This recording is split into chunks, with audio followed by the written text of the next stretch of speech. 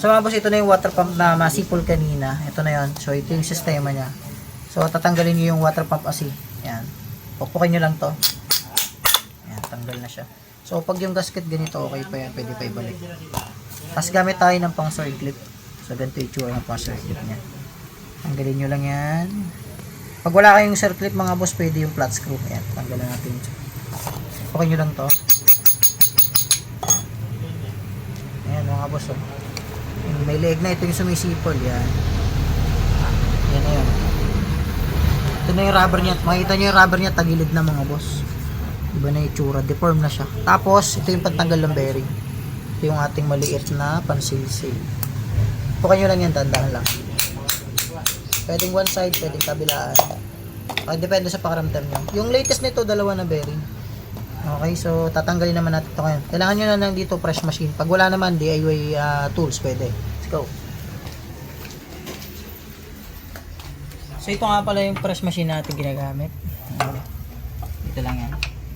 So mas maganda kung masasapinan nyo sa kabila. Pero pag ganito okay naman eh, pwede rin naman wala. Pero mas mainam siguro may sapin. Tapos, hanap kayo ng sizes na sukat dito sa loob. Yan tulad nito. So gamit tayo ng 12mm. Na pang socket wrench para ma-press natin siya. Kasi hindi yan pwedeng pagpukin mga boss. Mabasag yung stopper ng bearing. Pag tinamaan nyo yun, palit kayo ng water pump housing. So napataas yung ating banat. So ialisin natin yung water seal cover ano. So yun yung inaalis natin kaya nagpe-press tayo mga boss. So tanggal na siya mga boss. Yung ginamit natin. Ito na mga boss. Ayan, palitan natin siya ng bago. Let's go.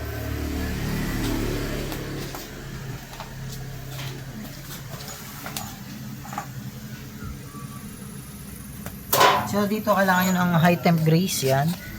Tapos syempre basahan. Linisin nyo muna. Siguro kung may Kobe kayo, linisin nyo ng Kobe. So di naman tumasailan mga boss. Kahit di naman sobrang linis. Importante kahit pa paano nalinis natin bago palitan. So before malagyan ng water seal, applyan nyo muna ng grease na high temp dito sa loob para maluwan yung pagpapasok nyo. Ayan. So ganito lang yung technique. Tapos ito yung bagong water seal nya mga boss. So applyan nyo rin to ng grease. Ayan. So high temp ulit yung gagamitin natin. So ginagamit natin grasa top 1.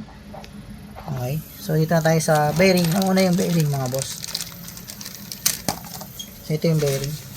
So pagkakabit ng bearing, nasa tatak, yung tatak nasa labas. So kung gusto nyo ding madali, paglalagay nito, lagyan nyo na rin ng grasa. Pwede naman. Pwedeng hindi rin. Depende sa inyo mga boss. Tapos yung pinagpalitan yung bearing, yun yung pwede nyo paluin. Pang install. Pwedeng dito na direct. Sa gilid lang kayo papalo. Sa ikot lang mga boss. So pang pinali nyo, pwede nyo gamitin tong bearing na to. Yan, okay na mga boss. Na-install natin yung bearing, impeller bearing. Dito na tayo sa water seal. Ganito yung pwesto niya na. Yan. Ito yung pwesto niya. So dati nagkamali tayo doon. Pwede nyo i-press to ng kamay. Depende sa inyo kung malakas ang inyong kamay. So yan, halos na ipasok na natin. Pwede rin to mga boss. Yung pinaka water seal na stock. Tapos kung kayo martilyo, diinan nyo lang.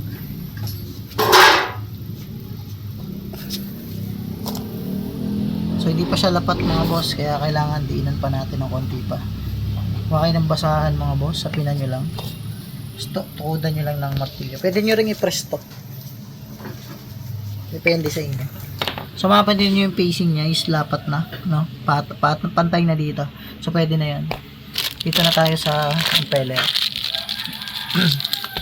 So makikita nyo to sa ating YouTube channel mga panalo.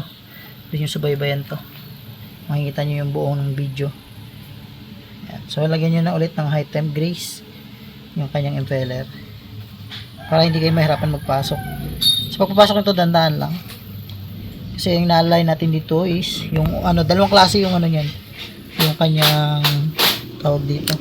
Meron pa kasi yung ano, tawag doon, spring. So dapat yung spring hindi sumala. Okay, nakapasok na siya. Yun. Okay, so ilagay nyo lang ulit yung circlip. Ito yung circlip mga panalo. Ganito yung tsura ng circlip. Yan, yung lock na yan. Yan.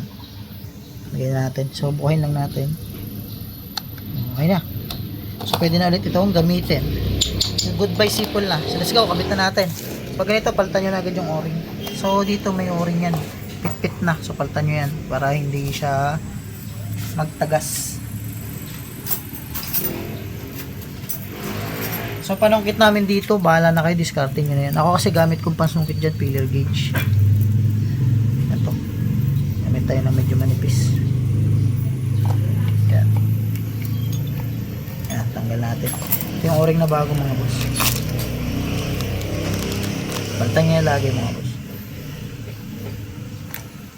Bago na rin yung o-ring. So, pag ganito, okay pa yung gasket. Pag yun ang palitan na. Okay pa to. Pag wala na yung pintura, yung itim na yan, pwede na palitan. Let's go. Kapit na natin. Ito na yung mga napalitan. Water seal, impeller bearing, o-ring, at saka impeller. So, ganyan karami yung inaalis bago natin ma-repair. Ano. Let's go.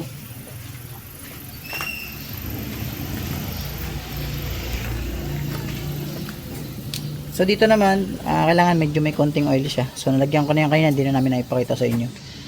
Salpak na natin mga boss. Yan, pwede nyo rin yung tira-tirang oil dito. So, pag sasalpak nyan, sundan nyo lang yung negative sa loob. Then, itong negative din dito. Ayan. Okay, salpak na natin mga boss.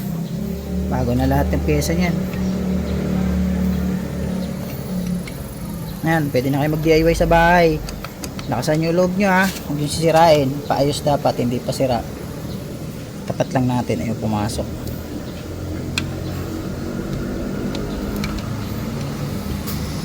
Ayan, nice na.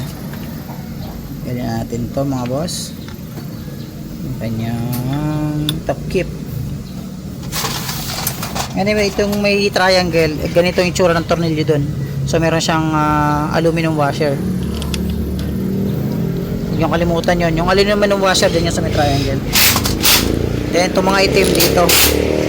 Yan, yung mga itim. Sa mga naka water pump ng gantong klase, dalawang klase water pump. Siyempre huwag yung kalimutan ibalik yung mga bracket niya mga boss. So, ito na yun yung mga to itim lahat, outer. Yan. Itim. Tapos, may tatlong mahaba dyan bukod tangi yun mga bossing. So, sa 2021 model na water pump. So, yan. So, tatlo yan ha. So, sa latest na water pump, mahaba mga boss, kalating tangkal.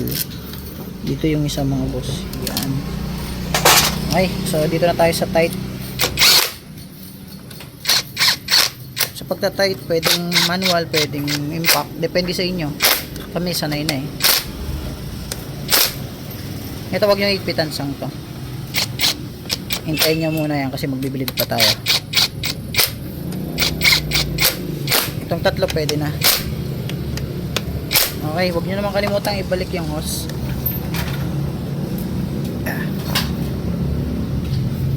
Then kuha kayo ng flat nose or long nose, pwede. Mga boss, let's go. So, pakinggan natin kung tutunog pa rin yung sipol. Buhayin natin muna. Mamaya natin i-assemble yung mga natitira mga bolts. Kanina tumutunog to. Ngayon, pakinggan natin. Okay, wala. Hanggang sa minute, hintayin natin. Mag-bleed tayo ngayon. Jay, dito ka muna. Bleed tayo. Huwag nyo kalimutan yung tornilyo mga boss. Buksan mo na yung radiator. Ito nga pala yung isang tornilyo GCR. Yung kalimutan yung brace. Actually madali magpalit ng water pump basta tama yung mga gamit nyo at kompleto kayo sa materyales. So pag talagang hindi kaya, wag yung buksan kasi mahirap mag DIY, baka mamaya lalong mapasira. Anyway, kailangan yung buksan yung radiator cap para tumulo yung sirang coolant. Then ito bukas to dapat para makapag-bleed tayo ng maayos. At hindi pa dyan nagtatapos ang lahat, kailangan pigapigayin nyo yung hose. Okay, so nagsasalin na si Master DE. AKA not pa. Musta? Nakasabulot. Nahatid ko lang sila doon. Alam na lang, nagpabalik yung ulo. Alam niya yun? Nakarin pa pala yung isa. Ay, putik mo. Ayan, so makita nyo lumalabas dito yung coolant. So yun yung kailangan natin, mag-bleed natin siya ng ayos. Ayan, makita nyo yung kulat natin, as in pure na bago yan, oh. Green na green, ano. Pwede natin agad isara yan pag ganitong kita nyo na pure na yung lumalabas ng kulat, yung talagang bagong salin na. Ayan, let's go, lock. Okay, so tatagilid nyo yung unit. Ay, yun, natumba. Bakla. Nabahan na silang tanong. Naisama ko na nga pala doon sa video. Sa beses.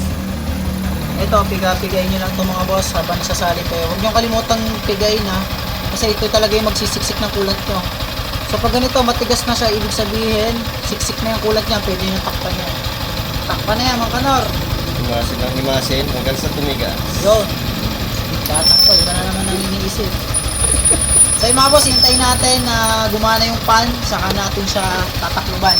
So ganun gawin nyo, hanggat hindi gumagana yung pan, huwag nyong tataklob, ibabalik yung mga pairings. Para at least alam natin na okay na yung trabaho natin. So hintayin natin gumana si pan ito. Yan. So pag gumana na yung pan, within 2 to 5 minutes, up to 10 minutes, saka nyo siya balik mga paha. Okay? Then double check nyo lahat yung mga pinagkakalas nyo kung may tumatagas para at least habang nandyan pa yung mga ginagawa natin, mati-check pa natin ng maayos. Okay, mahahabol pa natin yung mga pwedeng gawin. Yun lang mga panalo, maraming salamat. Hintayin natin umandar yung panito at papakita natin sa inyo. Saka yung tunog pag mainit na. Thank you. So ito na mga panalo, yung inihintay natin. Gumana na yung pan niya. Tapos yung tunog kanina ng mainit, wala na. So anyway, may nagkabit down nun. Tapos tumunog. Sorry, baliktad kasi yung vlog natin last time. So itinama na natin. So depende rin nga sa pag-install, ano. Minsan kasi yung spring, dalawa kasi yun, nasisipit. So ito na mga boss. Pag ganito, umandar na yung pan, clear na to. Pwede nyo nang takloban yan. So pwede nang iuwi niya boss. At wala na yung tunog niya. Hindi na yung nasipol tulad kanina. Napapaibig siya mag-radiator kaso paalis daw si bossing eh. Let's go. Okay na to mga panalo. Maraming salamat. Sana nakuha nyo yung vlog dito sa installation ng water pump repair kit. Ma-apply nyo yun pag nasa bahay kayo. I-switch off natin to para ma-read nyo yung pan. Real switch. Ayan mga boss. Umaandar na yung pan. So pag ganyan, okay na yan. Pwede nang i-release sa customer or kung motor nyo man yan, pwede nang takloban ng kaha. Okay? Maraming salamat. Thank you.